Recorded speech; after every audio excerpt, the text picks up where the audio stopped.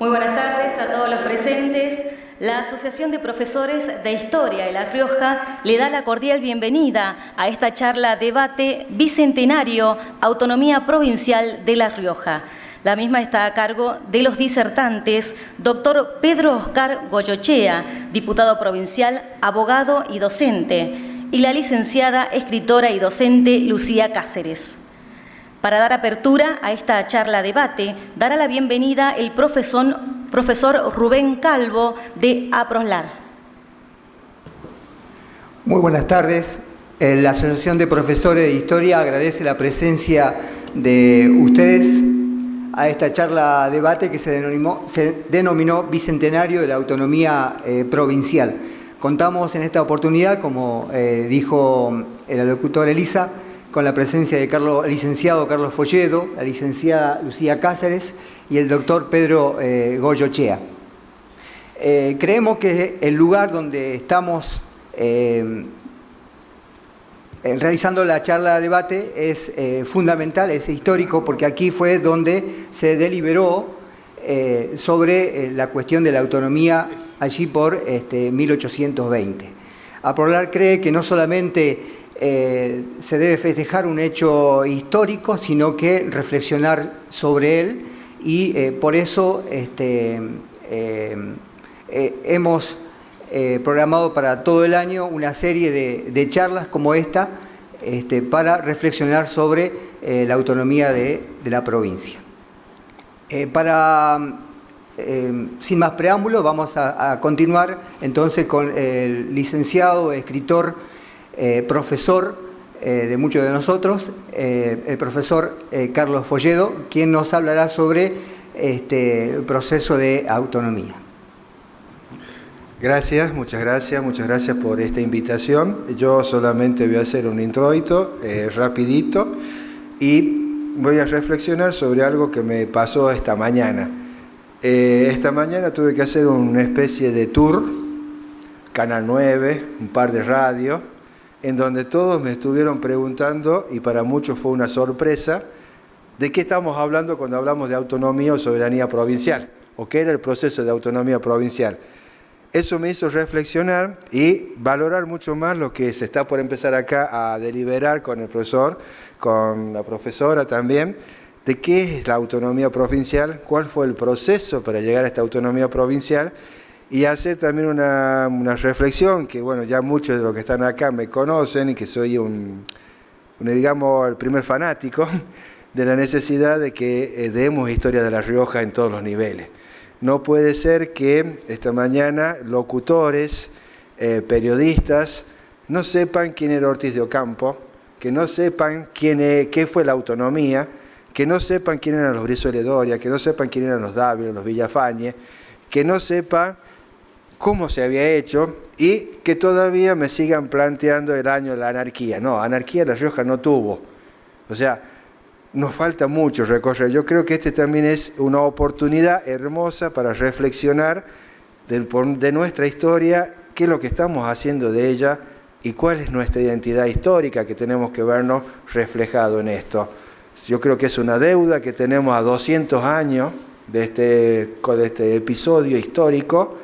Y bueno, y acá estamos tratando de dar luz sobre lo que ha pasado y sobre todo de este tema que tiene que ver con nuestra identidad y nuestro federalismo, que también está introducido dentro de todo esto. Así que acá los dejo y invito al profesor y doctor Pedro Goyochea que comience su disertación. Muchas gracias. Agradecemos la presencia y la palabra del profesor Carlos Folledo por acompañarnos siempre. Antes de la disertación del profesor Pedro Goyochea, vamos a emitir un audio donde la magíster en Historia e historiadora Sofía Owick, quien estaba invitada a participar, no pudo asistir, pero nos dejó un saludo a todos los riojanos. Queridos amigos, no siempre las voluntades, las acciones y las realizaciones coinciden, y lamentablemente hoy no puedo estar allí con ustedes. El tema de los 200 años de la autonomía de La Rioja sin duda es trascendente para nuestra querida provincia y es un tema vigente, es un tema que tiene que ver con conflictos que existieron antes de aquel 1820 y que perduran hasta hoy. No va a faltar la oportunidad de que nos volvamos a encontrar, de que retomemos este tema y por supuesto para mí va a ser, tanto como si hubiera podido ser en el día de hoy, un honor estar entre ustedes y una gran alegría. Saben cuánto quiero a La Rioja y por sobre todas las cosas el respeto profundísimo que tengo como egresada, como profesora en mi título de grado por los profesores, de modo tal que, y nunca olvidé que somos modelo, y somos modelo en todos sentidos, no solo en los contenidos, sino como personas, cuando estamos frente a un aula, cuando ejercemos la docencia. De modo tal que, bueno, los abrazo muy fuerte a todos, espero que sea una magnífica jornada de debate y espero verlos pronto para poder reencontrarnos y para poder retomar este amor tan grande, en el caso mío por La Rioja y por el pueblo, por la gente de la ciudad de La Rioja, que tuve la suerte de haberla conocido les diría que casi todos sus rincones. Un enorme abrazo, gracias a las autoridades de gobierno, gracias al Tribunal de Justicia, gracias a la Asociación de Profesores de Historia de La Rioja y los abrazo muy fuerte. Muchas gracias. Así fue el audio que nos envió la historiadora, quien no estuvo presente. Y ahora sí comenzamos con esta charla debate. Le brindamos un fuerte aplauso, le damos la bienvenida al profesor Pedro Oscar Goyochea, diputado provincial, abogado y docente. Gracias, Alicia. Muy buenas tardes, un placer poder compartir esta instancia junto a todos ustedes. Agradecer a la Asociación de Profesores de Historia, al Superior Tribunal de Justicia por las instalaciones que nos presta para esta instancia de debate, la presencia especial de alumnos y colegas del querido profesorado Albino Sánchez Barros, querida Marta Salina, diputada de mandato cumplido, convencional constituyente en 1986, también gracias por tu presencia. Pocho, también, querido, gracias por tu presencia. Gloria, también, que nos va a amenizar. Y lo más importante va a ser lo tuyo. Bueno, miren, la idea es un debate, por lo tanto, lo que vamos a desarrollar en esta instancia simplemente va a ser una especie de disparador y a partir de allí la idea es construir un sentido de significancia a este hecho magno que estamos a punto de celebrar el 1 de marzo. Lo organicé en 3 ejes. El primero está vinculado con el hecho y el acontecimiento. El segundo eje es el acta del 1 de marzo. Y el tercero es la proyección de la autonomía, es decir, cómo se proyectó la autonomía a partir de 1820. Sin lugar a dudas que el 1 de marzo de 1820 marca un hecho radical dentro de la vida institucional del país y de la provincia. Es un hecho trascendental y radical y magno porque se procede nada más y nada menos de declarar la autonomía de la provincia con respecto a la provincia de Córdoba e insertarse en el contexto de una futura organización confederada o federal en la cual los mismos diputados que estaban declarando este proceso lo van planteando de esta manera. Por eso es magno y es trascendental que a 200 años de aquel acontecimiento podamos hoy, de alguna manera, hacer memoria, pero también tener esa proyección de qué es lo que nos sucedió en estos 200 años de autonomía provincial. Vamos a ir con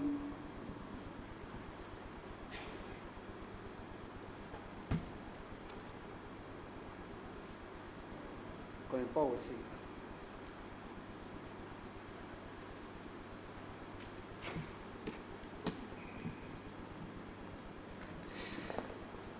Con respecto al acontecimiento, vamos a advertir que el motín de Arequito del 8 de enero de 1820, circunstancia en la cual el ejército del norte, circunstancia en la cual el ejército del norte toma una actitud que viene madurando en el conjunto de los pueblos con respecto a la función del ejército en la defensa de la Declaración de la Independencia del año 1816 y las proyecciones en el contexto de Latinoamérica, de la denominada Patria Grande, que será en un futuro. Entonces, ese rol hace que ante una medida por parte del directorio de pretender emplear la estructura del Ejército del Norte para sofocar sublevaciones internas, es lo que genera de alguna manera en el general Paz Busto tomar un principio de amotinamiento y de resistencia a las directivas que mandaba el directorio, en este caso de Rondó. Por eso podemos entender que ese motín de Arequito es como ese barril de pólvora que estalla y que de pronto depende de la estructura historiográfica con la cual uno puede leer estos procesos. Hay autores que con la mirada de Buenos Aires van a hablar del proceso de anarquía, pero lógicamente desde tierra adentro, desde nuestra mirada, no hay anarquía, sino todo lo contrario. Estamos en un proceso en donde los estados provinciales se empiezan a consolidar con una estructura propia, concertándose en el conjunto de una futura confederación a una discusión en condiciones de igualdad, ¿no? Es decir, no hay una anarquía estrictamente desde esta mirada desde tierra adentro. A partir del motín de Arequito comienza ya un proceso de debacle por parte del directorio, por eso vamos a ver que como función ejecutiva se extingue. El directorio, digamos, pierde razón de existencia y de esta manera también el Congreso de Tucumán se disuelve y con ella la vigencia de la Constitución de 1819 con un marcado carácter unitarista. Esa decisión, de alguna manera estratégica, de la visión de Buenos Aires con respecto al país, de trasladar las sesiones del Congreso de la provincia de Tucumán a Buenos Aires, de alguna manera no estaba consentida, pero formaba parte de una estrategia de ejercicio del poder, del centro a la periferia. El centro político, económico, ideológico de una concepción de país estaba lógicamente en el puerto, ¿no? En ese contexto hay otros dos acontecimientos que confluyen ya definitivamente en lo que va a ser nuestro 1 de marzo, que es la batalla de Cepeda, del 1 de febrero de 1820. Allí ya el directorio, digamos, materialmente queda extinguido como institución ejecutiva y junto ya con una provincia de Buenos Aires, Corrientes, Entre Ríos, Santa Fe, se aprestan ya para firmar este primer tratado que forma parte de las bases fundamentales con la cual se va a sancionar la futura Constitución en el año 1853 y que tiene que ver con el Tratado de Pilar, que de alguna manera va consolidando las autonomías de las provincias.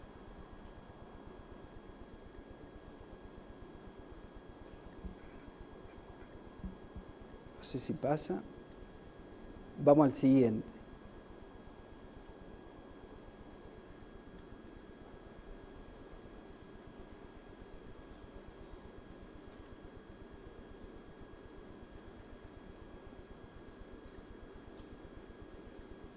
Esta es la tecnología.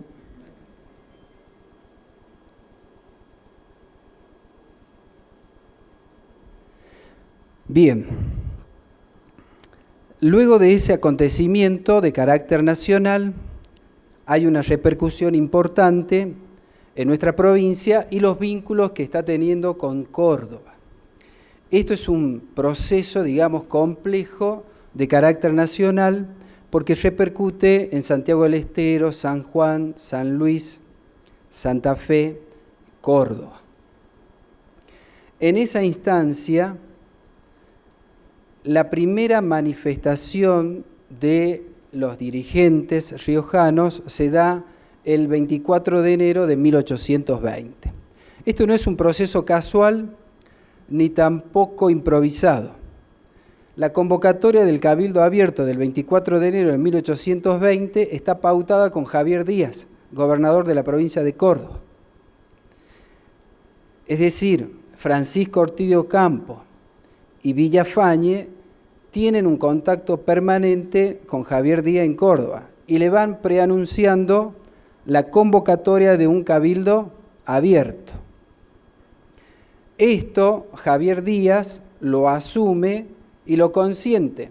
Por eso estamos frente a esta primera manifestación en donde en ese 24 de enero de 1820, Gregorio González, que era el representante del gobernador de Córdoba para la provincia de La Rioja, es dispuesto de manera acordada ya con Javier Díaz, es decir, no se necesitó de ninguna acción violenta, sino que fue un proceso reglado y acordado, y se constituye un gobierno interino de transición. Ese gobierno interino queda a cargo de Diego de Barrenechea, una persona muy vinculada a Francisco Ortiz de Ocampo, en calidad de gobernador provisorio, y Francisco Villafañe queda a cargo de las milicias. Es el nuevo jefe de las milicias, ya con carácter provincial. Como ustedes advierten, estamos frente a personas que de alguna manera están llevando a cabo un proceso, pero que buscan la consolidación de la autonomía, pero negociando con la provincia de Córdoba. ¿Por qué esta negociación? Porque Córdoba contiene una milicia mucho más importante que la provincia de La Rioja. Entonces, este proceso necesitaba de acuerdo, negociación y también de una acción inteligente por parte de aquellos que pretendían, en el contexto de la nación, hacer de nuestra provincia una declaración de autonomía que esté asegurada con proyección al futuro. Porque recordemos que previo, en 1815, ya hubo un primer intento, lógicamente que fracasó por el contexto diferenciado. Bajo esa lección, entonces, estos nuevos dirigentes estratégicamente lo que hacen es diseñar una declaración de autonomía que se proyecte en el futuro, pero que no esté sujeta a los vaivenes anteriores de 1815. Inmediatamente, el 11 de febrero de 1820, un auto circular del gobierno provisorio convoca elecciones para el 1 de marzo y la forma y el procedimiento lo definen con el gobernador de Córdoba, con Javier Díaz. ¿Qué les dice el gobernador de Córdoba? A Ortiz de Ocampo y a Villafañe junto con Barrenechea. ¿Cuál es la estructura territorial que tienen en la provincia? ¿Cómo está organizada la provincia? Y la forma de organización de la provincia era por curatos, es decir, una jurisdicción de carácter eclesiástica era la forma en la cual estaban agrupadas las poblaciones. Entonces Javier Díaz le dice, las elecciones entonces las tienen que llevar a cabo por curatos. ¿Cuántos son los curatos? 5. Bueno, tiene que haber 5 representantes, ¿no?, de cada uno de los curatos que se elijan a través del voto y que a partir de allí lleven el proceso de autonomía de la provincia de La Rioja, ¿no? Efectivamente, esto se va a concretar, las elecciones, y en este contexto, el 1 de marzo, el primer poder constituido del Estado provincial es la Sala de Representantes. Es decir, se desplaza la institución del Cabildo, una institución propiamente de la ciudad, no representativo del contexto provincial. Entonces el Cabildo pierde razón de ser y adquiere un nuevo estatus, la Sala de Representantes, cuya integración estaba caracterizada por la igualdad en la calidad de la legitimación representada, es decir, un miembro por cada curato. No importaba la cantidad de población, sino estructuralmente cómo la provincia estaba dividida. Entonces, la Sala de Representantes se integra, como les decía anteriormente, con 5 diputados. Es el primer poder constituido, la actual legislatura, y de esta manera la Sala de Representantes se constituye en colegio electoral. Es decir, que la elección del gobernador no era de manera directa como lo fue para los diputados, sino que una vez constituida la Sala de Representantes, se erige como colegio electoral y elige finalmente al gobernador de la provincia. A modo de reiterarle, nosotros estamos en una Sala de Representantes que tiene como base de legitimación la jurisdicción territorial y la población, pero aparece allí primero jurisdicción territorial. Más allá de la población, la jurisdicción territorial es lo que sustenta la elección de los diputados.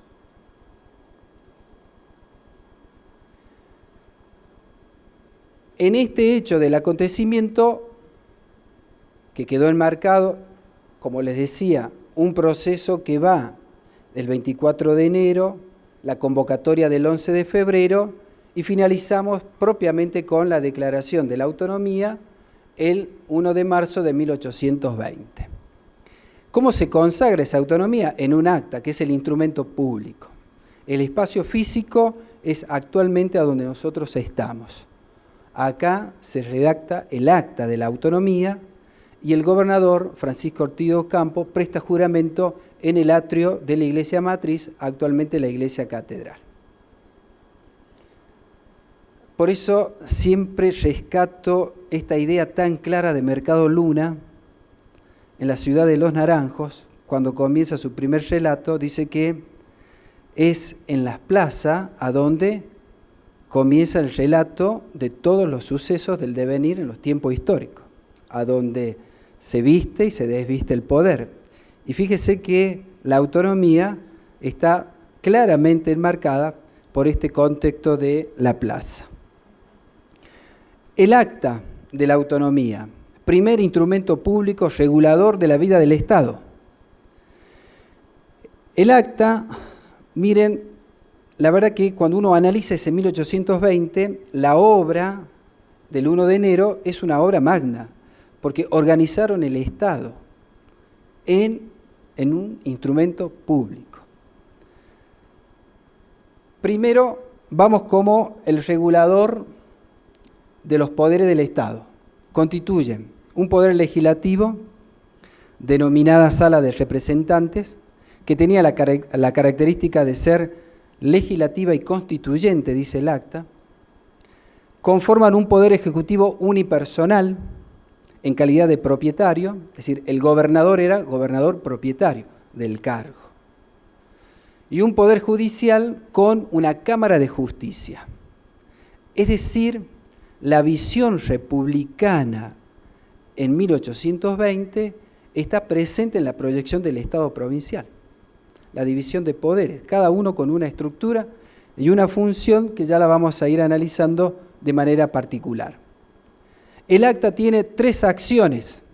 Una vez constituido este poder legislativo, se propone 3 acciones. Textualmente dice, declarar la independencia de la provincia, elección del gobierno, nombramiento de un elector para la elección de un diputado conciliar para el Congreso. Esta última instancia, la elección de un diputado, sufre una pequeña demora porque los diputados lo proponen a Pedro Ignacio de Castrovallos para que represente a la provincia. Castrovallos no acepta el ofrecimiento porque estaba a cargo del obispado de Córdoba y por lo tanto le era incompatible la función de estar en calidad de obispo y tener una representación de carácter político en un futuro Congreso federado para la estructura de una nación, ¿no? Entonces rechaza la posibilidad de representar a la provincia en esta instancia. La Sala de Representantes se constituye en cuerpo legislativo constituyente, como les sostenía anteriormente, y se erige en colegio electoral para la elección del gobernador. El primer gobernador de la provincia de La Rioja, Francisco Ortiz de Ocampo, en cuanto a cargo, presenta las siguientes características. El Poder Ejecutivo es unipersonal y en calidad de propietario. ¿Esto qué significa la calidad de propietario? Que cuando por alguna circunstancia no podía desempeñar la función, compete al gobernador delegar en la persona de su confianza. Es decir, que la Sala de Representantes no podía elegir un sucesor, sino que era el propio gobernador el que designaba quién lo debía cubrir mientras dure su ausencia o algún pedido de licencia de manera particular. El cargo es gobernador intendente de la ciudad de La Rioja y las atribuciones están fundadas en la responsabilidad de la dirección y administración pública y una atribución jurisdiccional en grado de segunda apelación. Esto es una herencia, digamos, de la etapa colonial. Le reconocen al gobernador facultades jurisdiccionales, es decir, la posibilidad de resolver situaciones de conflicto judicial, no en primera instancia, sino en grado de apelación. La misma característica que tenía el virrey, de resolver los conflictos en grado de apelación, a pesar de su potestad de carácter ejecutiva. De esta manera, la autonomía provincial tiene, ya en la tercera etapa de lo que les proponía en un principio, ¿no?, con respecto a cuál es la proyección, primero, declarar a la provincia independiente bajo la forma federal proclamada por los demás pueblos hermanos. Bueno, acá es central, es decir, el movimiento riojano no es un movimiento independentista separatista, es un movimiento autónomo. Quiere darse sus propias autoridades, sus propias normas y que la población elija a sus representantes. Pero no tiene vocación de separarse de un proyecto federal de nación. Entonces es diferente el cariz separatista de cualquier estructura estatal. ¿Cuál es el propósito que se propone? El pronto desarrollo de la industria y del comercio. Ya vamos a ver dos fotos del Acta de la Autonomía en donde hacen una proyección de un programa económico, es decir, ¿por qué somos autónomos? Fíjese que en 1820 el conjunto de los dirigentes dicen queremos ser autónomos porque tenemos recursos suficientes para no depender de la nación. 1820, o sea, no tenemos necesidad de depender de la nación. Tenemos recursos y estos son, y los van detallando, cuáles son los recursos que tiene La Rioja para declararse autónoma. Dice, no vaya a ser cosa que Córdoba se nos quiera reír de nosotros, dice. Somos una provincia que va a generar recursos suficientes para no estar pendiente de la nación, pero no reniegan de una organización nacional. Y miren, un hecho innovador que no deja de impactar, porque es el segundo instrumento público a nivel nacional en donde aparece el concepto de la felicidad. La felicidad, como aspecto regulado por el Estado, aparece en la Constitución de 1819, en donde es responsabilidad del Congreso de la Nación, en conjunto con las provincias, promover la felicidad del pueblo, dice.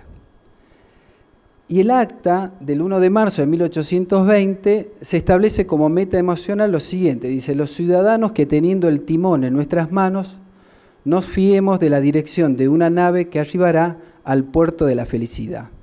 Es decir, ¿para qué declaramos la autonomía? Para la felicidad del pueblo. Es decir, tienen un sentido emocional de las decisiones que están tomando. ¿Es posible la felicidad del pueblo?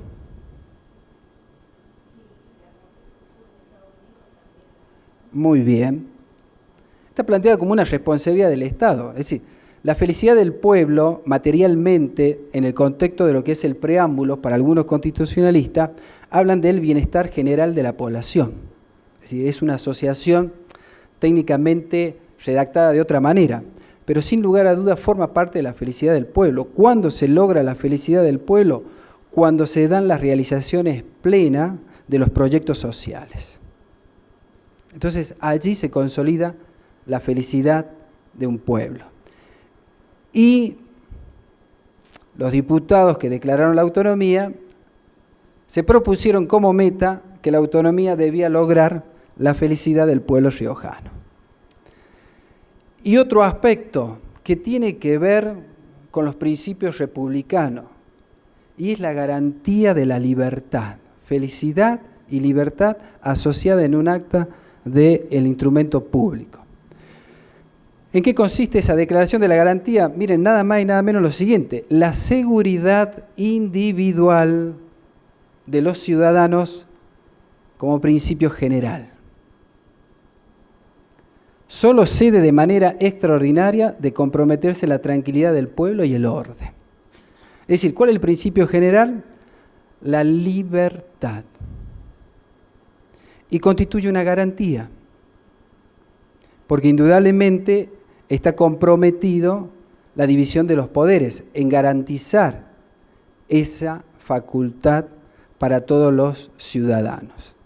Y establece solamente 2 criterios en los cuales el Estado tiene que intervenir cuando se ve comprometida la tranquilidad del pueblo y el orden, ¿no? Es decir, son esos extremos en los cuales el Estado tiene que actuar. De esta manera, entonces, la proyección de la autonomía no está configurada a una enunciación formal, sino que el acta propiamente dicha nos está invitando a un enorme desafío que lo entienden los diputados de aquella época, que La Rioja es autónoma porque tiene la capacidad suficiente para regirse por sus propias instituciones, pero además cuenta con los recursos para que no dependa ni de la provincia de Córdoba, ni tampoco de la nación. Nos bastamos a nosotros y esto queda consagrado en el acta. Podemos proyectar las fotos del acta, por favor.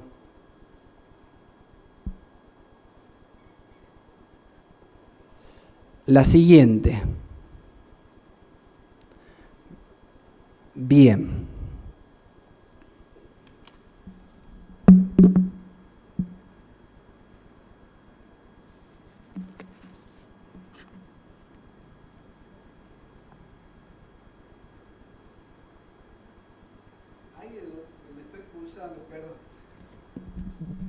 En donde estoy pulsando, ¿ven ahí?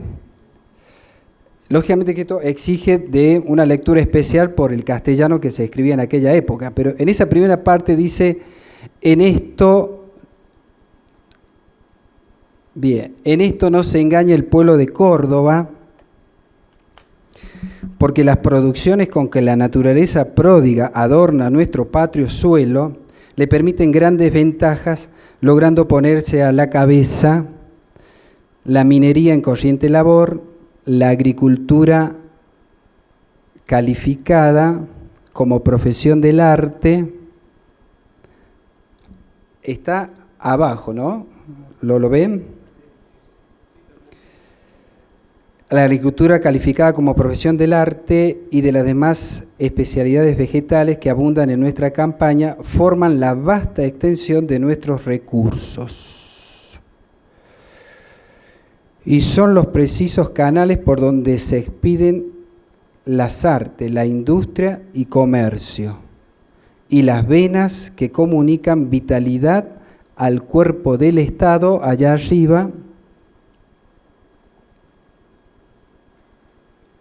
y será cordura, dice, de los ciudadanos que teniendo el timón en nuestras manos firmes de la gema, la dirección de una nave que corría para arribar al puerto de la felicidad, ahí arriba. ¿Qué están diciendo los diputados de esta primera composición? no tenemos necesidad de Córdoba, no tenemos necesidad de la nación. Podemos bastarnos a nosotros con nuestros propios recursos. Y de esa manera es lo que en un principio, ya a modo de conclusión, les decía.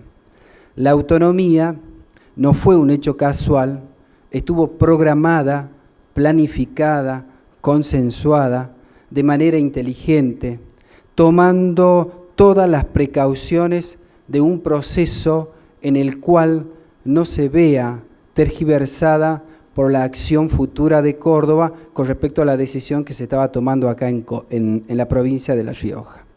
Y en ese sentido se establece una proyección de la autonomía en función de un Estado que va a empezar a regirse de una manera sujeta al orden público del acta del 1 de marzo y que va a concluir con la sanción de la primera Constitución en 1855, a donde ya el Estado provincial adquiere un formato institucional de mayor complejidad, pero que de alguna manera sigue insertándose en el contexto de la nación con un mensaje claro y contundente en donde la estructura que estos diputados se propusieron conformar una nación federal no se dio ni aún después de sancionada la Constitución de 1853. Como sabemos, la estructura del puerto siguió sosteniendo los mismos ideales previo al motín de Arequito, ¿no? Bueno, muchísimas gracias por la atención.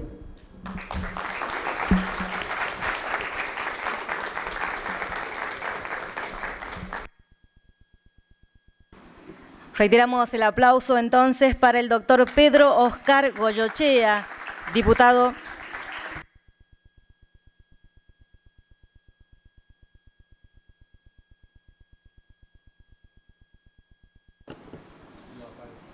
Diputado provincial, abogado y docente.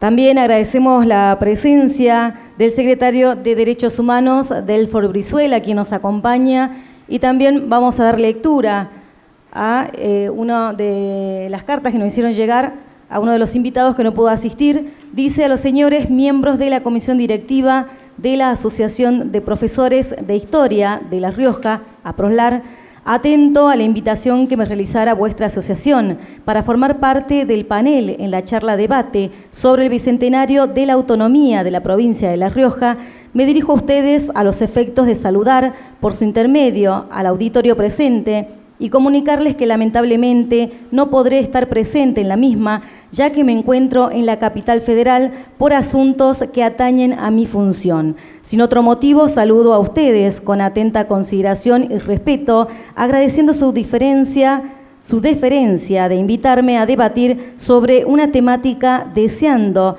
el mayor de los éxitos en el desarrollo de la charla debate. Diputado Renzo Castro, diputado provincial por el departamento Chamical. Invitamos a todos los presentes a un break de 10 minutos para continuar luego, 5 minutos, ¿sí? 5 minutos y regresamos para continuar con esta charla debate. A continuación, la licenciada, escritora y docente Lucía Cáceres nos va a hablar sobre la temática. Gracias. Continuamos con la charla debate Bicentenario, Autonomía Provincial de La Rioja. Ahora sí, le brindamos un fuerte aplauso y la recibimos a la licenciada, escritora y docente Lucía Cáceres. Hola, muy buenas tardes. Encantada de estar acá con un público desconocido para mí. Estoy alejada de las aulas hace mucho tiempo, pero lo que no quita de seguir estudiando, investigando en los temas que hacen a La Rioja. Vengo de la ciencia política, entonces desde ese campo voy a hacer algunas reflexiones sobre la información que nos da el Acta de la Autonomía de La Rioja. Y propongo desde ya, con todo el volumen de información que encierra el acta y que Pedro lo reflejó, y hay cosas escondidas todavía que hay que escarbar e investigar, se conciba esta acta de la autonomía como individualización histórica. No solamente para aquel momento epocal, magno, útil, decisorio, importante, urgente, sino también para esta época, que estamos viviendo el 200 años de su escritura.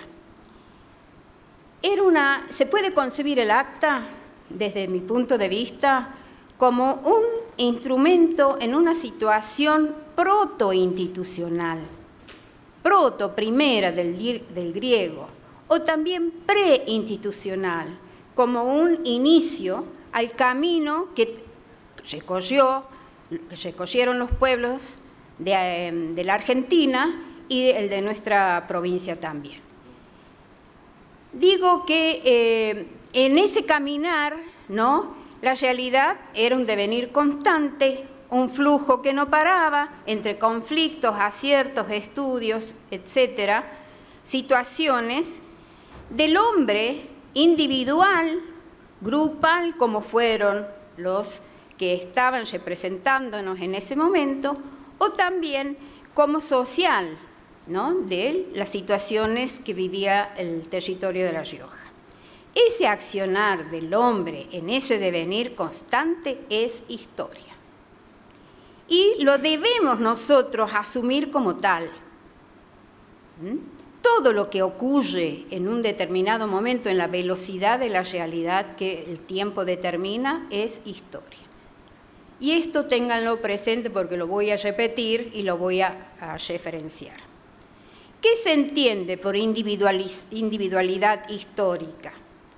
Porque tiene materialidad. Es el objeto de estudio de la historia.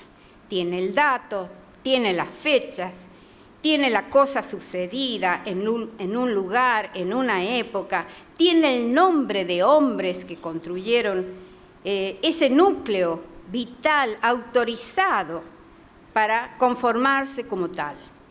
El acta es una obra histórica. Y en el decir de Guayman, un profesor de la Universidad de Córdoba, del cual tengo el honor de tener un libro publicado por él, repetiré sus palabras. Dice que las obras históricas son en un alto grado simbólicas y que siguen teniendo una presencia viva en la posteridad. ¿Por qué son simbólicas? Porque hace una relación de identidad, ¿no?, a esta temporalidad que estamos viviendo, con el objeto que estamos evocando y que representa una construcción para la historia social, política, económica.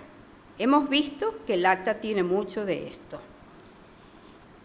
Esa acta está cargada de sentidos y significados, altamente representativo de esos acontecimientos que repercuten en este presente. Si nos paramos en el abordaje del sentido y los significados, estamos construyendo desde la materialidad del dato que tiene el acta su intangibilidad, su invencibilidad. Una mirada su inmaterialidad, con una mirada hermenéutica, comprensiva, fenomenológica. Y acá, desde ese lugar, el objeto que nos da la historia se convierte en un objeto de la filosofía de la historia. Muchos autores hablan de que la verdadera historia es la que aborda la filosofía de la historia. Pero no entremos en ese problema y avancemos. Desde el objeto material, desde la lectura del acta, podemos inferir, construir, imaginarnos con una cierta lógica, hacernos modos y formaciones mentales de ese tiempo, el espacio. Además, poner en juego imágenes recurrentes a partir de la información que disponemos. Hacer vinculaciones inevitables con la conciencia de este hoy contemporáneo. Tenemos una masa de consecuencias y apreciaciones para desentrañar la esencia y la existencia de ese objeto material de la historia y aprenderlo en un acto de conocimiento. Es lo que estamos haciendo hoy acá.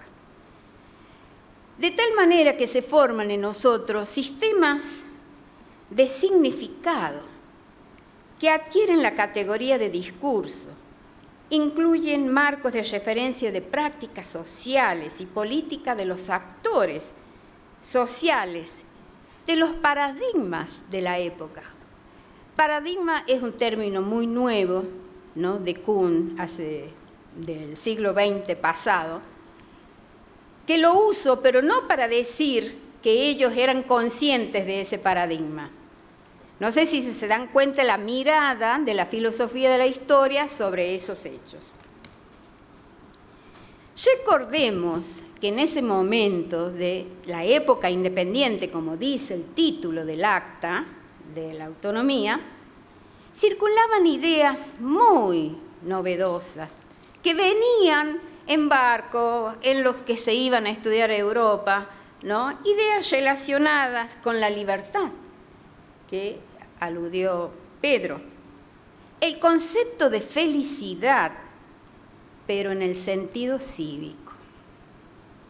La felicidad ahora es otra cosa. La felicidad es hedonista, es fugaz, es licuada, como dice Zygmunt Bauman. El concepto de felicidad varió, pero la felicidad en ese momento era un deber cívico.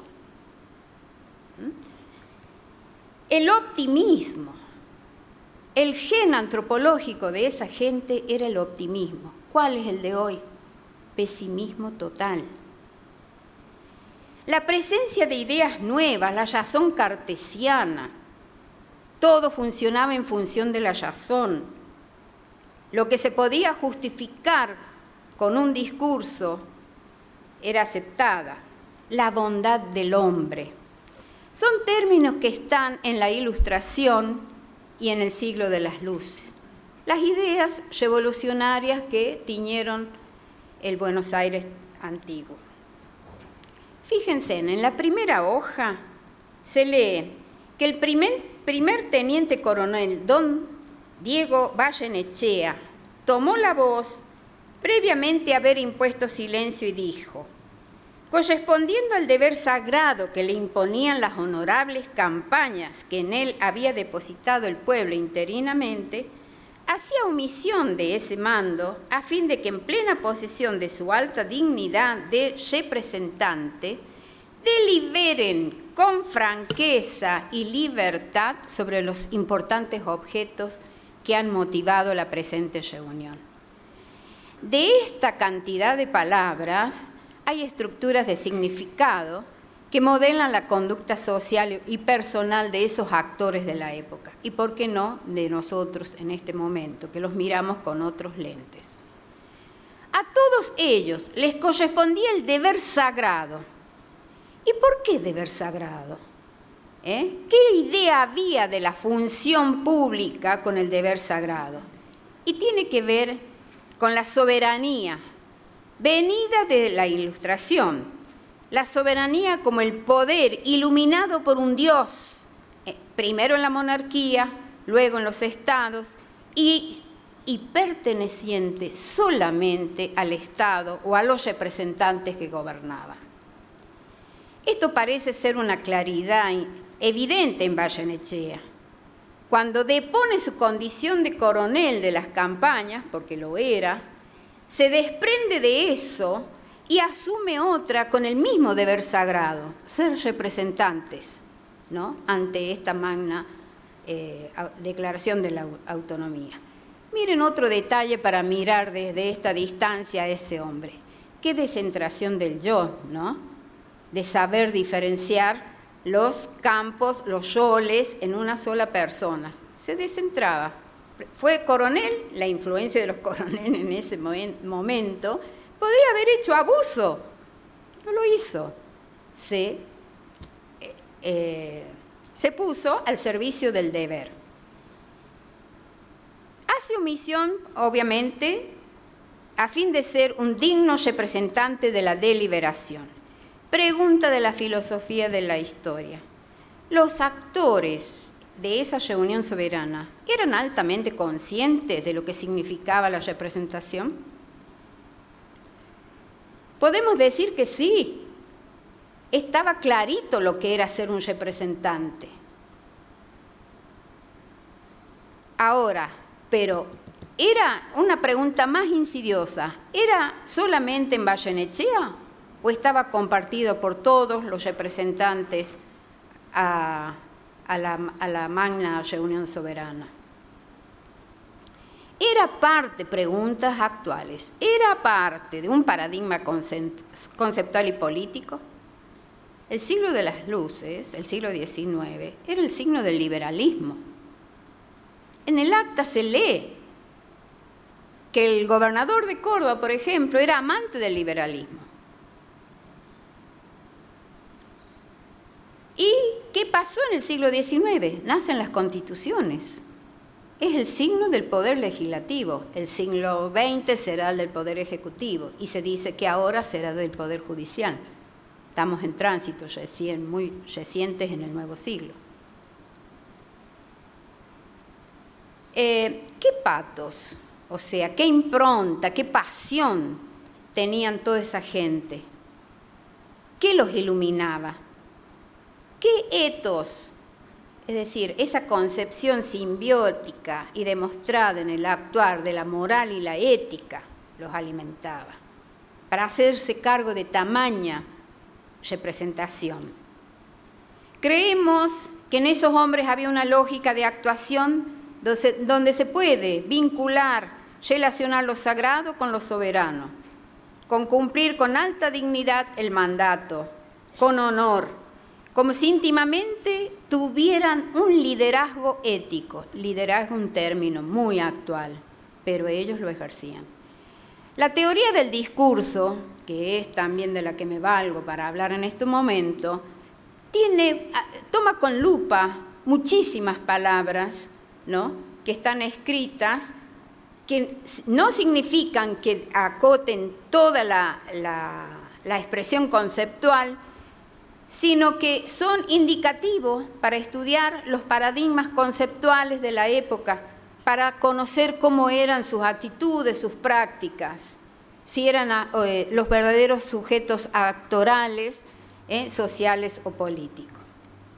Ese objeto intangible e inmaterial podemos asociarlo no solamente a la individualidad, sino también como un paradigma social.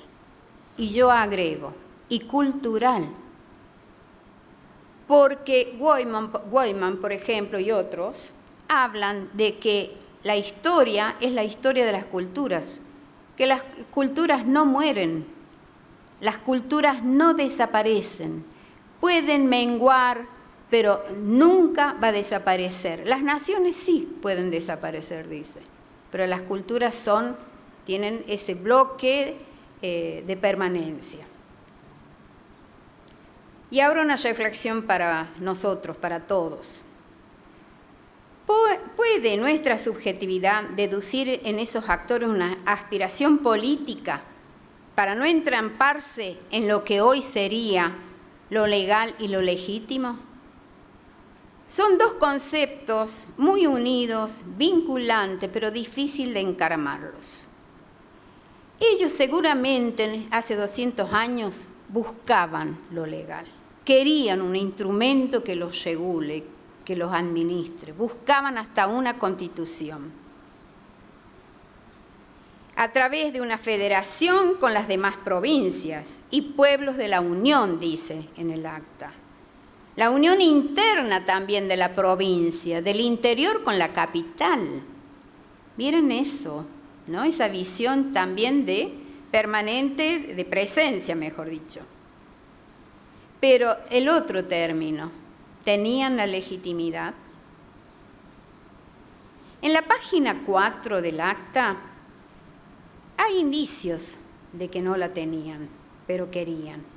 Hacen alusión a los ataques de la arbitrariedad y de la tiranía, pero ellos reconocían el estado dichoso en el que se encontraban como un acto magno para pensar en los destinos, lejos de un canon de principios desconocidos a la moralidad.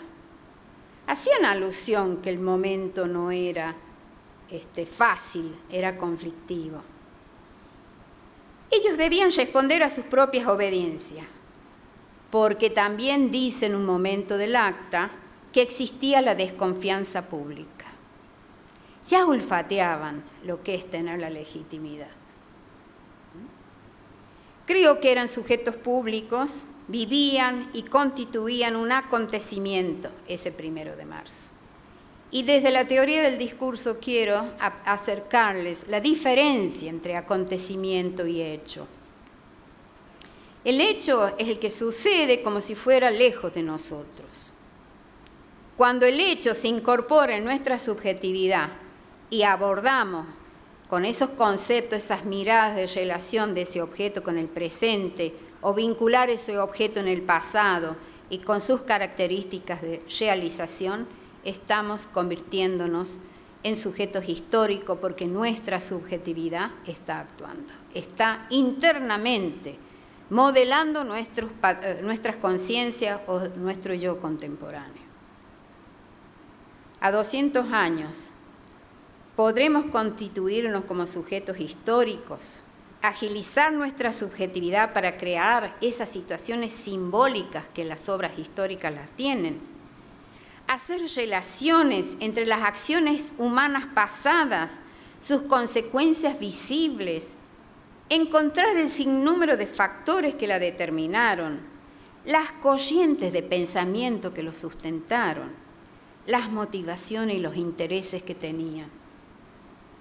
Creo que estamos habilitados como actores de este tiempo para construir una imaginación complementaria, como un presupuesto similar a aquella que vivió La Rioja en 1820. Bueno, nada más. Muchas gracias. Agradecemos a la profesora, licenciada, escritora y docente Lucía Cáceres. Abrimos el debate. ¿Alguien que quiera hacer una pregunta o quiera aportar algo al respecto está invitado a participar? Hola. Aquí la profe Mónica, ella también es profesora de historia y bueno. Gracias. Profesor doctor Goyoechea, le agradezco el haber presentado el acta del 1 de marzo de 1820 porque no la conocía y me quedo en que ellos infieren en la felicidad para la felicidad del pueblo. Yo me pregunto, ¿a través de qué? Y más abajo expresan que para no depender de un poder central y que tenían y que tenemos, creo, recursos que no son explotados todavía. Habla de la minería, de la agricultura, ganadería, porque también nosotros, digamos, contribuimos también para, por ejemplo, la expedición de San Martín, ¿no es cierto? Entonces teníamos recursos. Y esa felicidad de la cual hablan, decir, ¿podemos ahora tener esa felicidad a través de esos recursos que menciona el acta? ¿No es cierto? Es un debate también con respecto a la minería, ¿no? Pero que la provincia de La Rioja fue fundada con ese objetivo y, bueno, hay diferentes corrientes o pensamientos respecto a la minería especialmente, ¿no? Sí. Bien. Bueno, para mí es una alegría personal haber compartido con Lucía porque ella escribió y publicó compartido después en Fakes un artículo muy interesante de esta concepción colectiva de los destinos de los pueblos, ¿no? Y la declaración de la autonomía lógicamente que está comprendida un concepto de pueblo que participa de un destino común. Ese destino común está proyectada en el acta como meta final la felicidad del pueblo. Lógicamente que los diputados, como les decía, en el análisis que uno hace de este proceso, la autonomía no es una declaración improvisada, sino que está planificada, proyectada y de alguna manera tomando recaudos para evitar que este proceso sufra algún tipo de entorpecimiento externo. Por eso la palabra independencia aparece, digamos, en varios tramos del acta, y la independencia no es otra cosa que decirle a las provincias hermanas: nosotros no dependemos de ustedes, tampoco ustedes pueden conquistarnos a nosotros. Es decir, ese sentido de la independencia. Pero, insisto, no es un movimiento separatista, sino que proyecta, junto con las provincias hermanas, les llama provincias hermanas, es decir, en condiciones de igualdad, compartir un destino común. Y ese destino común tiene como finalidad la felicidad del pueblo. El acta también constituye un programa económico porque la declaración de la autonomía se sustenta con una marcada diferencia de Córdoba, porque para estos diputados les dice a los cordobeses: bueno, ustedes están beneficiados por la naturaleza, son el centro del país, tienen una mejor posición, pero no se van a reír de nosotros porque tenemos recursos para poder declarar esta autonomía. Hablan del comercio, de la industria, de la agricultura y lógicamente de la minería. Son, digamos, los elementos que se detallan y que de alguna manera, a partir de 1820 en adelante, la provincia de La Rioja en el escenario nacional tiene un tratamiento con una mirada muy particular por el elemento de la minería. Recuerden que a partir de la declaración de la autonomía, la acuñación de la moneda riojana era de mejor calidad en el centro y noroeste del país y llamaba la atención a Buenos Aires la expectativa que generaba en el mercado las monedas riojanas, ¿no? Lógicamente que eso era con el mineral que se extraía y los cuales el oro y la plata tenían un sustento muy fuerte. Eso la proyectaba a la provincia claramente con un destino económico macro de importancia en el contexto de la nación. Recuerden que a partir de 1820 la provincia de La Rioja conserva vínculos comerciales muy fuertes con Chile especialmente y con la zona del Alto Perú.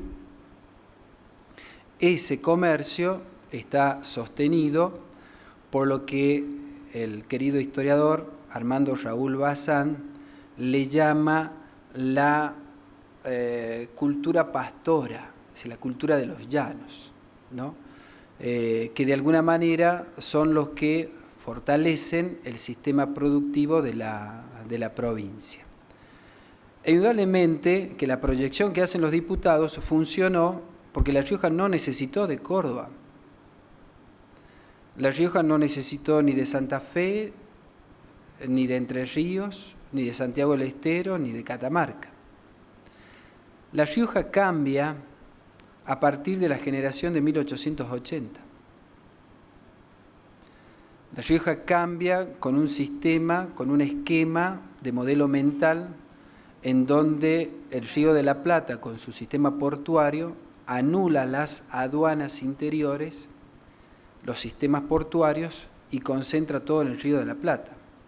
Entonces, a partir de allí, los vínculos comerciales quedan truncados y nos hace dependientes del puerto.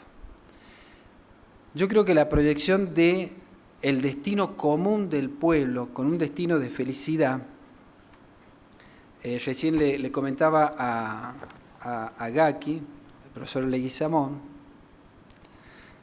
que la redacción del acta es obra de el fraile Juan Manuel Cernada, que tiene una íntima conexión con Pedro Ignacio de Castrovallos. Pedro Ignacio de Castrovallos fue el ideólogo del Acta de la Independencia. Los términos, los conceptos, la visión está centrada en esa acta.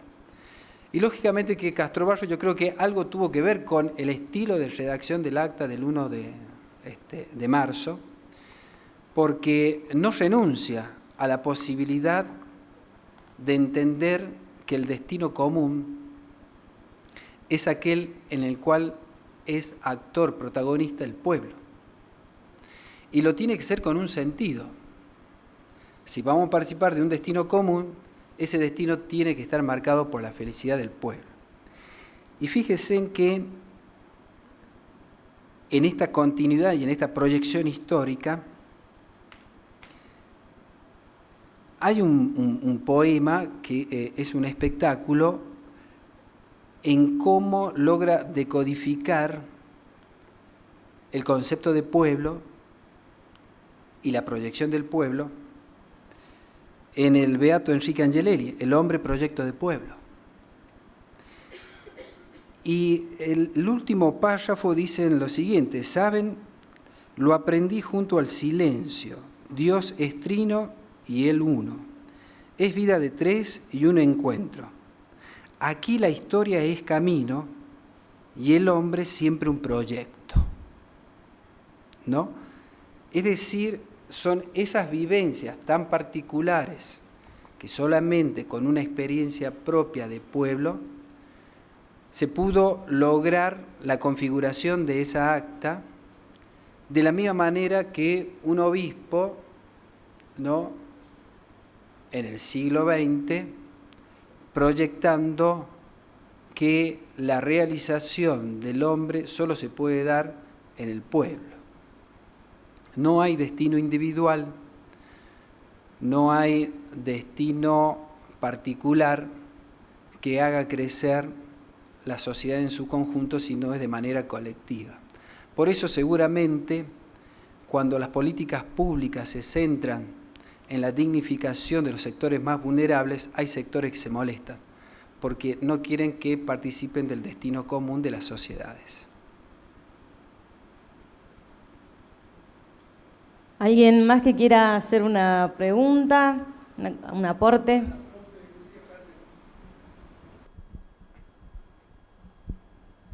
Gracias, Pedro, por lo tuyo y por la profe. Profe, me llamó mucho la atención y el interés cuando usted ha hablado de los siglos, del siglo XIX del Poder Legislativo, del XX del Ejecutivo y del XXI del Poder Judicial. Si se puede explayar, ¿de dónde lo leyó, sacó, por qué dice eso? Me gustó eso. Eso está en las clases de ciencia política con una profesora de Derecho Constitucional, me parece. Como que el siglo XIX nacieron todas las constituciones, ¿no? Con la influencia de la Ilustración, del liberalismo, ¿no? El amplio uso de la expresión de las libertades. Nuestra Constitución es la cuarta en un país, en continente, perdón. Terminaron de redactarse las constituciones y empezó otra demanda, la del Poder Ejecutivo, porque estaba la letra escrita, ¿no?, pero había quien ejecutarla. Apareció, no digamos con... Montesquieu tuvo mucho que ver con esto también, la teoría de frenos y contrapesos. O sea, ya estaban una parte, faltaban las otras. El siglo XX aparecen los estados sociales. Si en el siglo XIX fue el estado de derecho liberal, el siglo XX son los estados de derecho social. Y nosotros tenemos la experiencia, está registrada, no digo experiencia, tenemos la convicción de que el 14 bis de la Constitución actual obedece a ese momento, ¿no? A mediados del siglo XXI. Es decir, que las situaciones, las demandas, las circunstancias, las carencias habilitaban el objeto de estudio, de trabajo y de implementación. Era necesario resolver el tema de las urgencias, de las necesidades. Aparejado a eso venía también el tema de los derechos. Se estableció fuertemente los derechos, la concepción del derecho. Parecía ser que el derecho liberal era para algunos. En cambio, este es como horizontaliza la ciudadanía. La concepción de pueblo se hace con otro sentido. O sea, todo es semántica acá, ¿no? En función del discurso que se quiere habilitar, ¿no? Y de las prácticas que se quieren realizar, porque hay una realidad que hay que darle solución. Ahí es el que en la acta también figura el concepto que tenían de gobierno. El gobierno es como un barco, esto es en los anales de la ciencia política, y el gobernante es el que sabe llevar bien el timón para realizar los destinos del lugar donde le compete, para llegar a un buen puerto. Bueno, ¿quién es el que está careciente todavía de un poder que necesita ayornarse, si se puede aplicar esto? Ya se anunciaba, yo me recibí en el 2000, ya se anunciaba, ¿no?, de que el siglo XXI, estamos bien, era el tiempo del Poder Judicial. Es empírico lo que yo te digo, ¿no? O sea, del discurso oral que también vale, no solamente el discurso escrito, autorizado en una sala de clase. Quedará mucho por investigar, ¿no?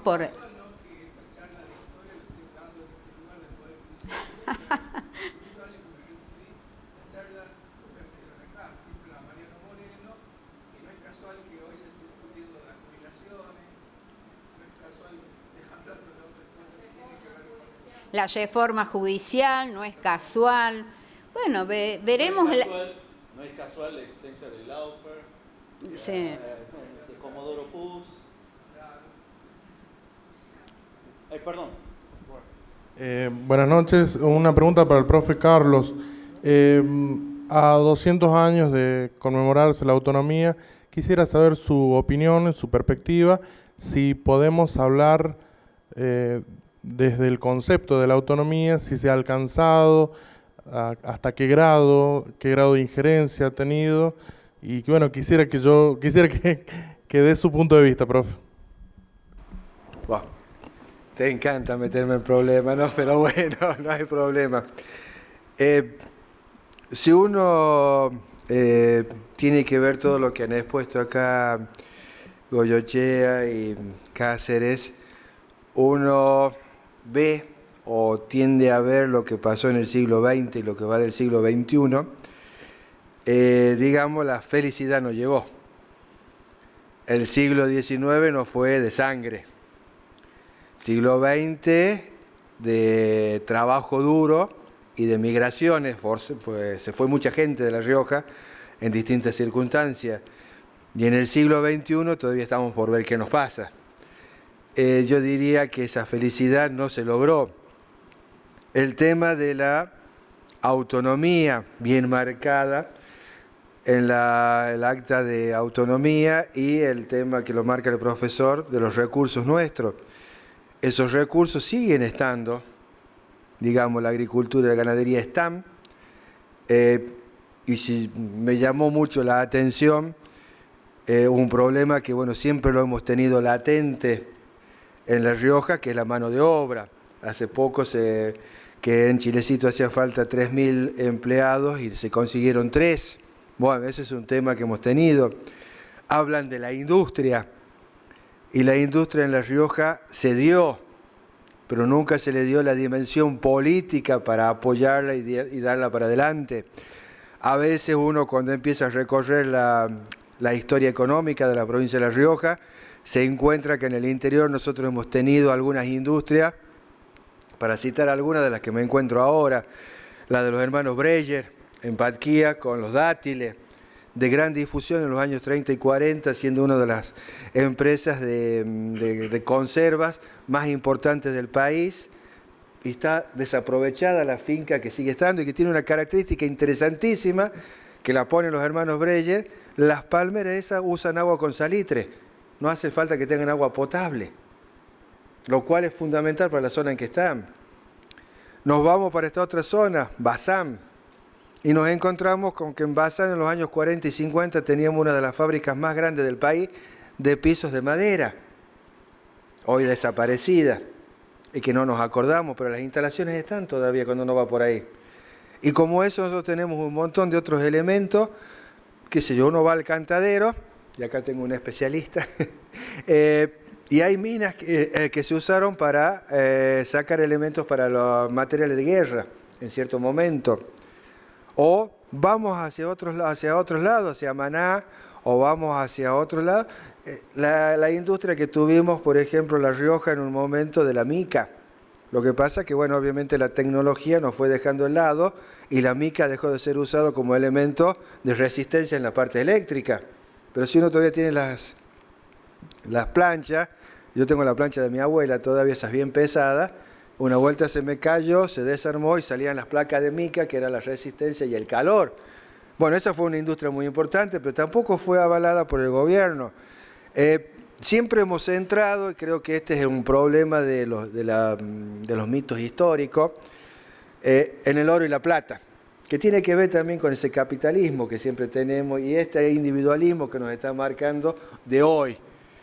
En cierto momento, es cierto, la minería fue la del socavón, fue la explotación, hemos tenido, sobre todo en la época de Facundo, una muy buena calidad de seca, muy requerida a nivel de la región, por la calidad justamente de la moneda, pero también tengo que decir, y acá yo cito un autor que, bueno, lo estudié bastante y siempre lo estoy dando cuando doy Historia de La Rioja, el informe de Viale Macé. 1904 fue realizado, 1905 publicado, y bueno, ya ella nos está diciendo también que las riquezas se las llevaban algunos y que el gran pueblo quedaba aparte, no tenía la felicidad. Cuando uno lee esas páginas, y bueno, ya después te puedes recopilar, qué sé yo, un montón de libros como de Perfecto Bustamante, en Girón de Historia, del Famatina, o libros de autores famatinenses y de algunos de la zona de Guandacol, y vemos que esa minería de la mexicana que tanto hablamos nosotros, en realidad fue una fábrica de mutilados y de muertos, que no tenemos ni idea de lo que pasó. O sea, a mí me llamó la atención en un momento, y que lo marca Viale Macé, dice, me llama la atención que uno de los grandes elementos que pide o que está dentro de los elementos necesarios para la minería sea una jaula con un pajarito. En ese momento yo no entendía a qué se refería. Después sí, preguntando a mineros, y el tema es que los socavanos, cuando más adentro van de la montaña, menos oxígeno hay. Entonces cuando se muere el pajarito, la cosa raja lo más rápido que puede porque no hay oxígeno. No hay otra. También, a veces en los recuerdos de la gente de Famatina, que te cuentan las señoras grandes, viejas grandes iba a decir, disculpe, las señoras grandes, te cuentan y te dicen, mi papá trabajó y le teníamos que llevar la comida, porque no tenían la comida suficiente. O sea, si vamos a hablar de felicidad, yo creo que no lo hemos tenido. Después, el destino nos ha jugado en contra, si uno quiere, porque La Rioja, hay un elemento que todavía a mí me cuesta mesurarlo o dimensionarlo. Si vamos a tener en cuenta entre 1824 y 1870, que van a terminar las guerras civiles, son 50 años, y por esta tierra pasaron todo tipo de ejércitos. de un lado y de otro. Y los ejércitos del siglo XIX eran básicamente, como dicen algunos historiadores militares, de rapiña, se alimentaban de lo que encontraban en el suelo o por el lugar que pasaban. Y La Rioja mantuvo tanto los propios como los ajenos. Es decir, que no sé bien cuál es la riqueza. Y ahí hay otro tema que a mí me llamó mucho la atención cuando uno lee testamentos, sobre todo. No era la tierra la que tenía el valor, sino lo que había arriba de esa tierra. Digamos, era el ganado, la mula, era la cantidad de frutos que podía tener, no la tierra como en sí.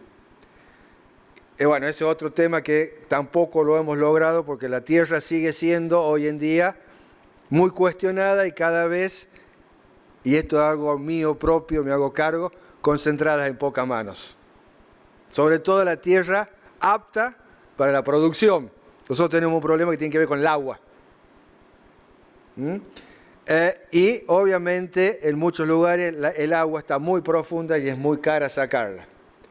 Ese es un tema.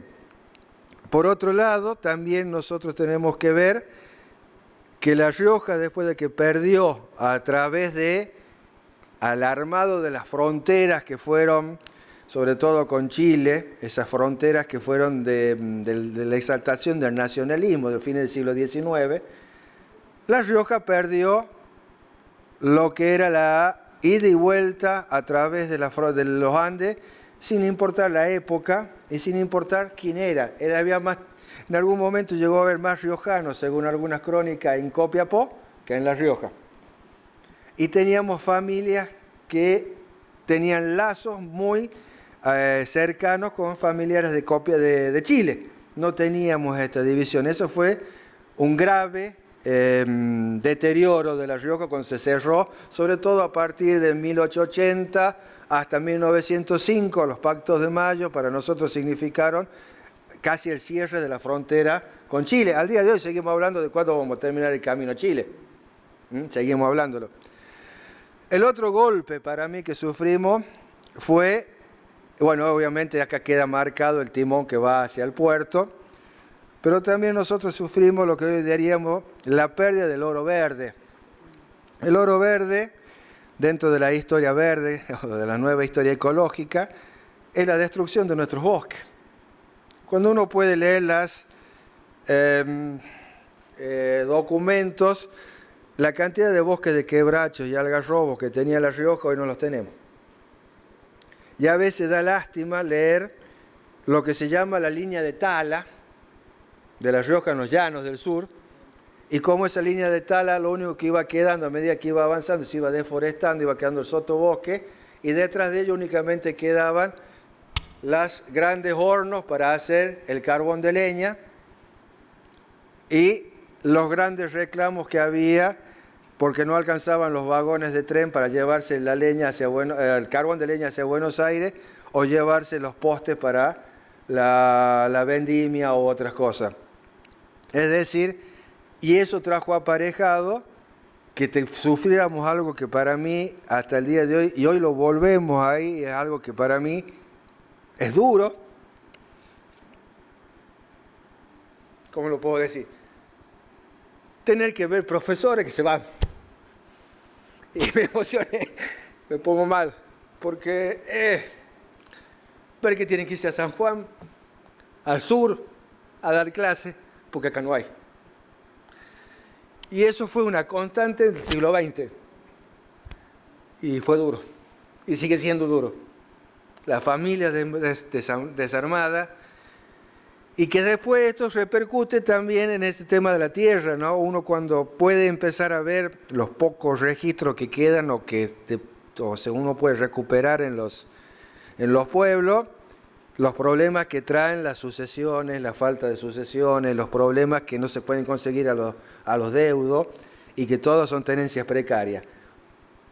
Es decir, que para mí no hemos logrado bajo ningún punto de vista este anhelo de nuestros fundadores, este anhelo de felicidad, este anhelo de autonomía, esta constante dependencia que tenemos nosotros en una época llamada subsidios, ahora coparticipación o extra coparticipables, es nuestra cruz, digamos, por decirlo de alguna forma, y que bueno, en mi humilde ver o parecer, estamos muy lejos todavía de los anhelos.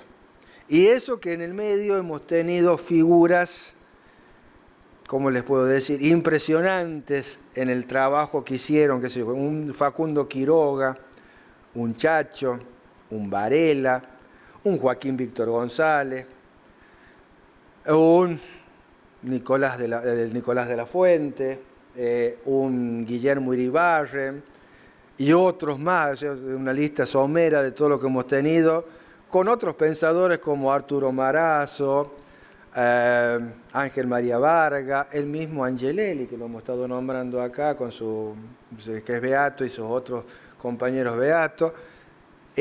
No hemos logrado todavía nuestra implantación o nuestra autonomía. Ese es mi parecer. Puede que no todos estén de acuerdo, pero bueno, yo lo veo así a través de, sobre todo, el estudio del siglo XX. En el siglo XX ha sido, para mí, un siglo que en muchos aspectos La Rioja no pudo afianzarse como una provincia próspera, sino que no voy a echar culpa, sino que yo creo que no hubo o no se quiso tener la capacidad para generar lo nuestro.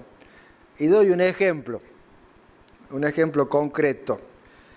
El otro día me preguntaron por el ingeniero Melis, que se los conoce como los gobiernos hidráulicos. Perfecto. Ahora, el gran impulsor de todos los grandes diques que tiene La Rioja es Tomás Verabarro, principio de siglo. Y los van a terminar de inaugurar hacia las décadas del 30.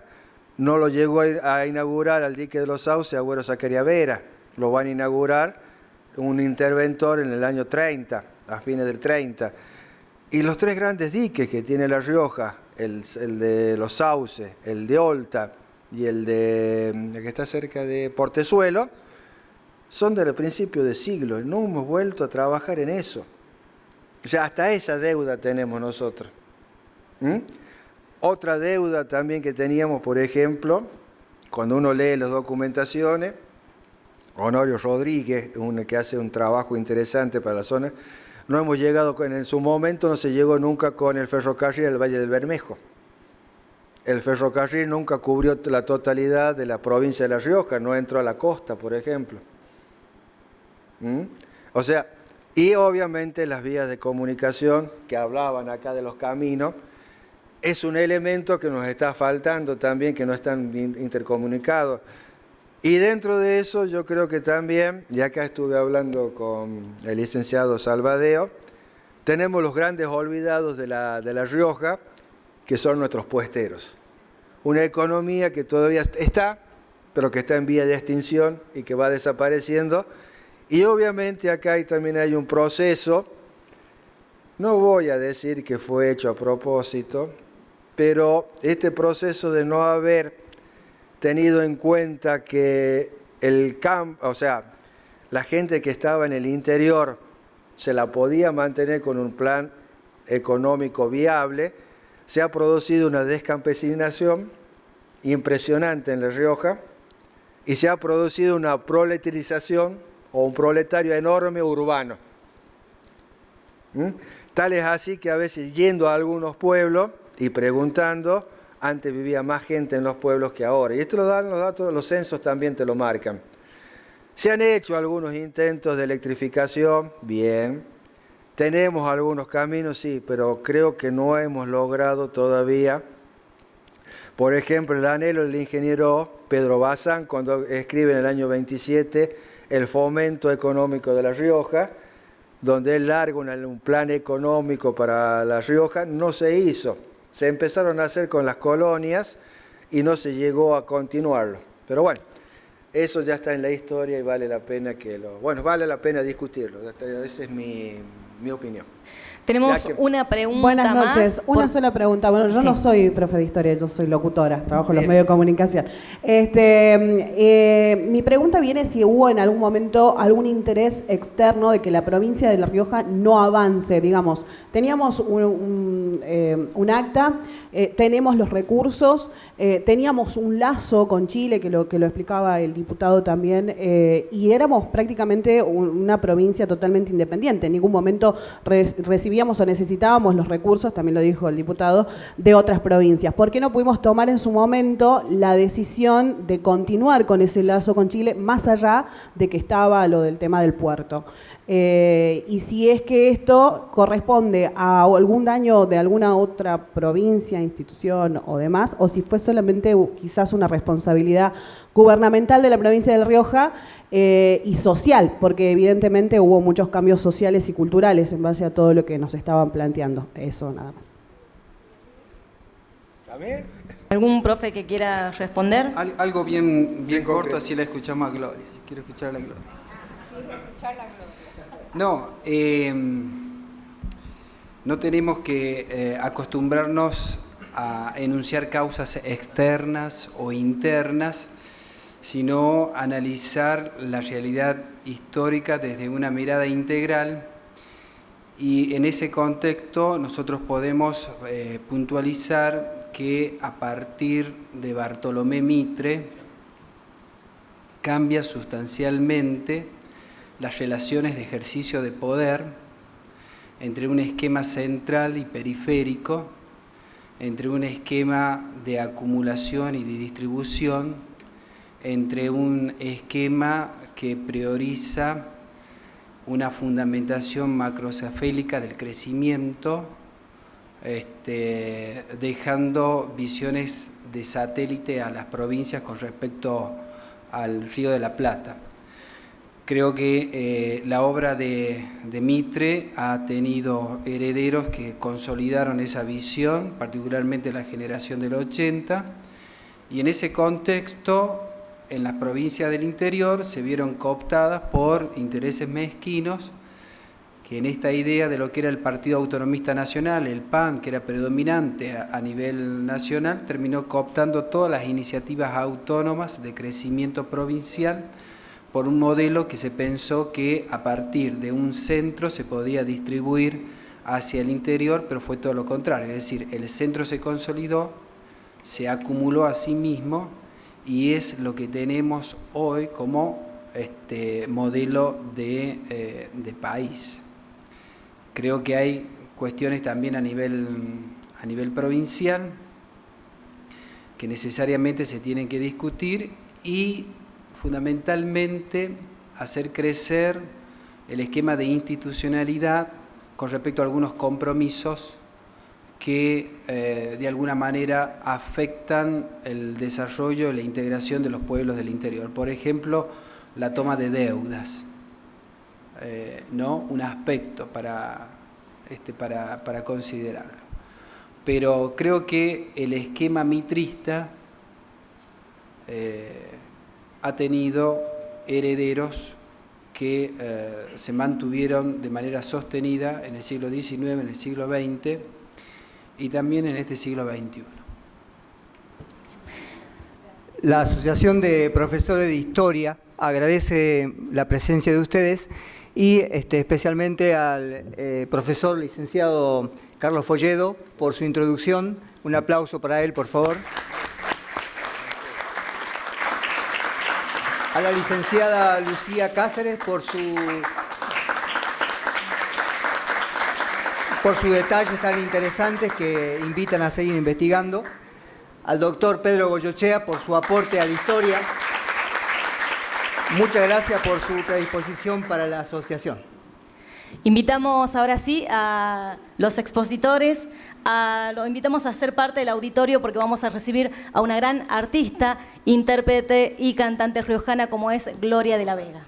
La música es un rasgo más de nuestra cultura y de nuestra autonomía como pueblo. Tenemos el honor en esta charla debate de presentar a una gran artista, cantautora como es Gloria de la Vega, y le brindamos un fuerte aplauso. Sí. Hola, hola, hola.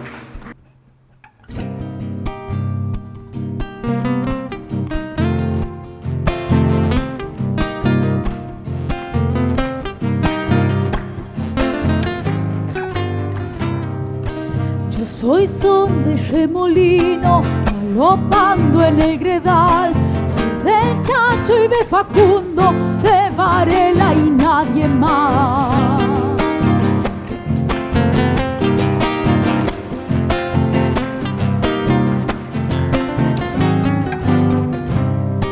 Soy de esa mujer valiente, legendaria y mineral, doña Victoria Romero, corajuda hembra animal.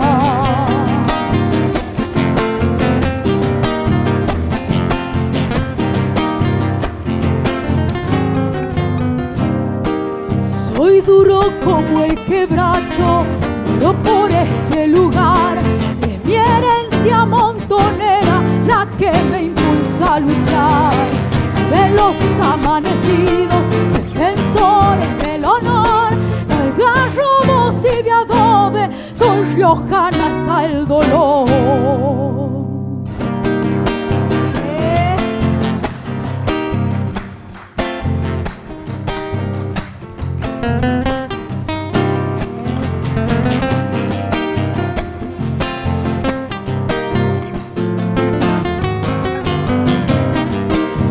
Virquinero, señores, de Famatina no más.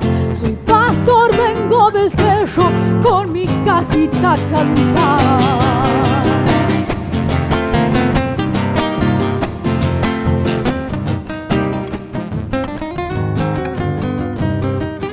Soy arriero de los soles, hachero y vendimiador.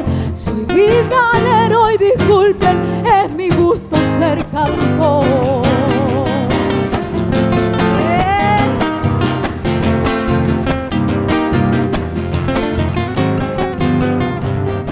Soy de los desconocidos, hijos de la soledad. Entre el albahaca y la harina, regreso a la libertad. Yo soy de raza chayera, de Tuca y Chañar, soy nacida de La Rioja, patria azul del carnaval. ¡Eso, viva! Si le puede subir un poquitito más, un pelín a la voz, puede ser. ¿Se escucha bien o soy yo? Por ahí, por ahí puede ser porque. Entonces, si se escucha bien, lo dejemos así. Bueno, quiero agradecer a la Asociación de Profes de Historia. Para mí es un placer poder formar parte de toda la actividad que se hizo ahora, de poder aprender estos maestros, estos profes que van haciendo pedagogía a cada paso que van, no solo en estos ámbitos, quizás en cualquier lugar que nos cruzamos con los profes, traen alguna reflexión, esa pedagogía caminando todo el tiempo. Y poder poner un poquito de música, de arte, ¿no? Con todo el poder que tiene la música para la transformación de nuestros pueblos, con todo el poder que tiene la poesía, en esa maravillosa forma de tocar el alma de cada uno de nosotros y de nosotras. Para nosotros es una gran alegría poder formar parte de este camino hacia esa felicidad, ¿no? Que soñamos todos de nuestros pueblos. Así que bueno, los hemos saludado con la chacarera de un compositor nuestro, que es Ramiro González, Los Amanecidos, y vamos ahora a compartirles una hermosa canción que proyecta el amor que tiene nuestra patria grande. Ese amor que sale de la tierra y que brota a través de cada uno de nosotros que somos el pueblo y que buscamos esa unidad soñada, ¿no? Los que creemos en esta unidad de la patria grande, de ese amor enorme de nuestra América Latina. Así que, bueno, les vamos a compartir.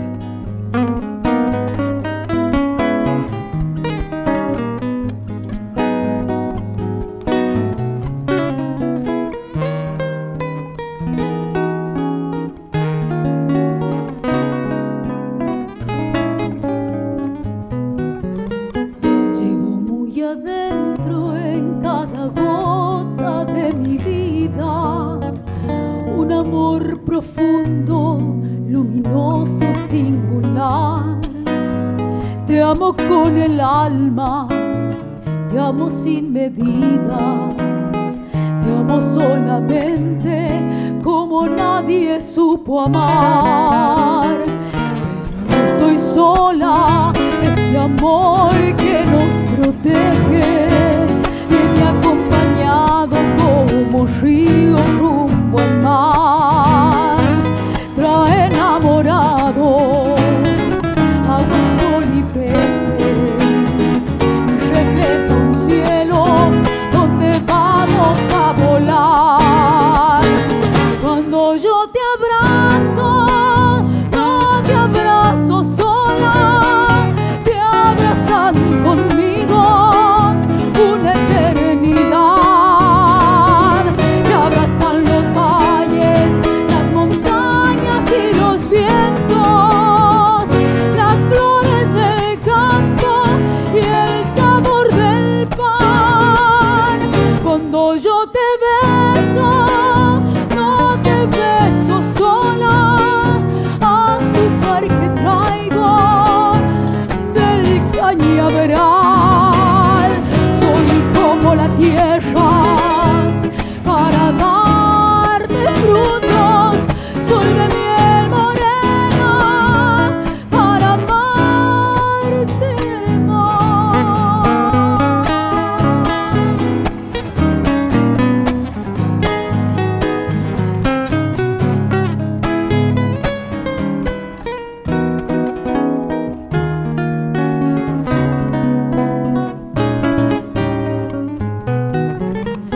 Vengo desde siglos, traigo voces y señales que salen del fondo de la tierra por mi voz. Cuando digo te amo, te aman los frutales, la luna que enciende en mis ojos el carbón. Por eso te cuido, te nombra, te extraña mi canción, por eso te apaño con mis manos de algodón. Que nada ni nadie puede hacerte daño, te pongo de escudo el parche de mi corazón. Cuando yo te abrazo, no te abrazo sola, te abrazan conmigo una eternidad. Te abrazan los valles, las montañas y los vientos, las flores del campo y el sabor del pan. Cuando yo te beso, no te beso sola, azúcar que traigo del cañaveral. Soy como la tierra para darte frutos, soy de miel morena para amarte más. Soy de miel morena para amarte más.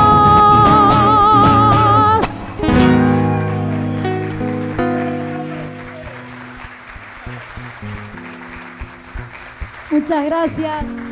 Fernando Álamo, un fuerte aplauso. Julieta Gijena en el bombo. Jorge Gijena en la otra guitarra. Y nos despedimos ahora con Escondido en mi país. La venimos cantando mucho, nos ha tocado estar por México y la hemos cantado mucho esta, así que se las compartimos.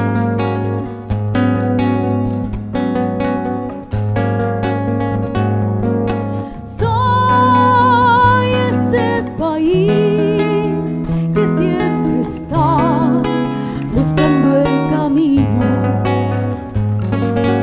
de la libertad, la identidad, como el cauce busca el río.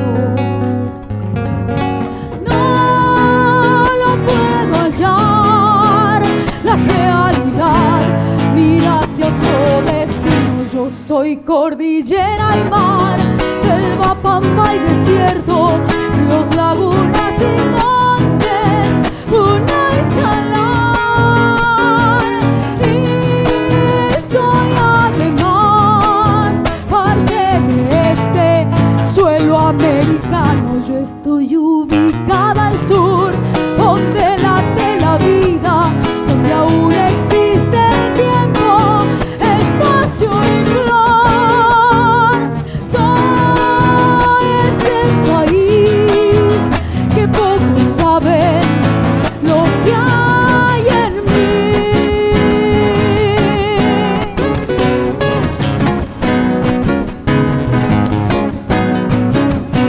Yo quiero ser sol para poder brillar con luz propia y entregar así el resplandor que de mi alma brota. Al fin esa luz es una deuda que me está haciendo sombra. Escondido yo estaré mientras todos me ignoren y no quieran conocer mi antigua raíz. Ay, yo soy crisol y aquí estoy mirando hacia adelante. Mi bandera es cielo azul, en el sur que nubes blancas, una estrella de fuego en su corazón. Soy ese país que todos llaman Argentina.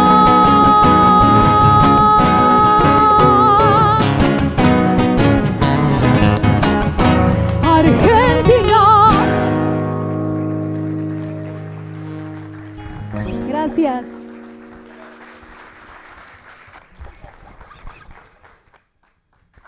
Fuerte, fuerte ese aplauso. Muchísimas gracias, Gloria de la Vega, gracias. Fuerte el aplauso para todos estos grandes músicos que la acompañan. Gracias por estar, Gloria. Otra, le pedimos otra, una más, puede ser, una más.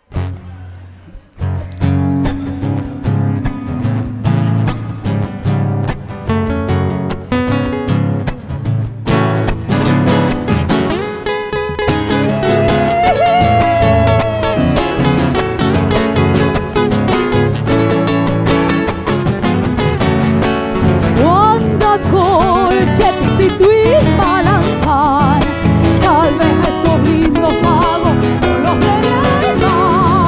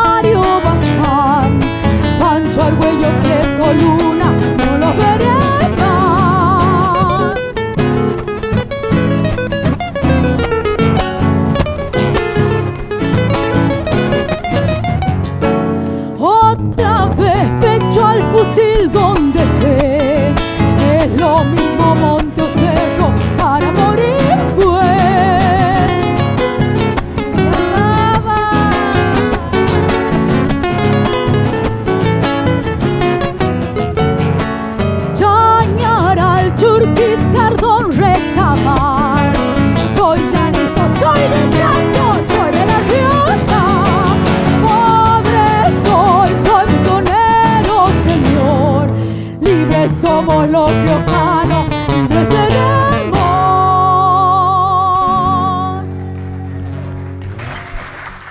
Bravo, Gloria.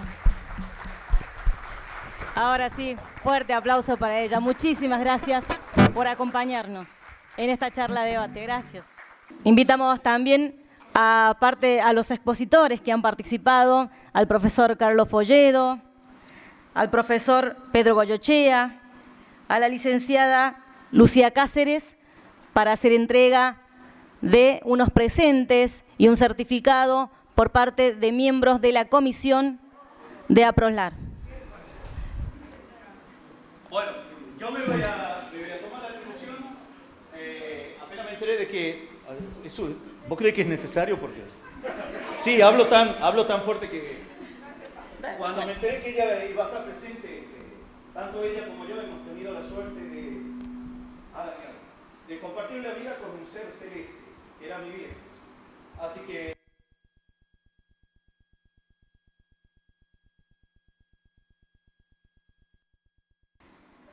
Hacemos entrega al profesor Pedro Goyochea. Le brindamos un fuerte aplauso.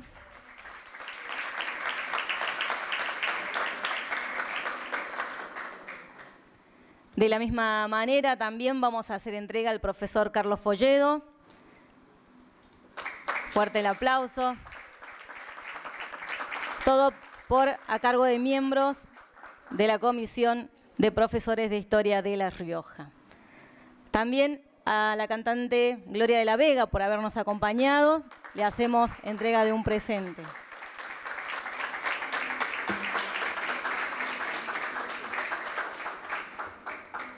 De la misma manera también Jorge Gijena le vamos a brindar un presente. También le brindamos un fuerte aplauso.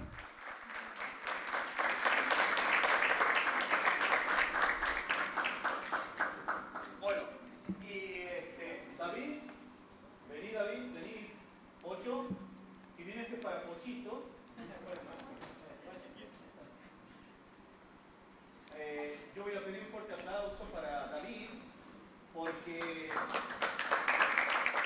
David Gors. Jefe de prensa de los tribunales, y en realidad nos trató como si fuéramos uno más de la casa. Lamento por vos, David, pero esto va a pasar muy seguido. Y si APROSLAR tuviese más plata, y también hubiese habido libros para Alfredo, un aplauso para Alfredo, ahí, para Ana, para la doctora, por ahí van a dar. Así que, bueno, David, 8, 1, 2.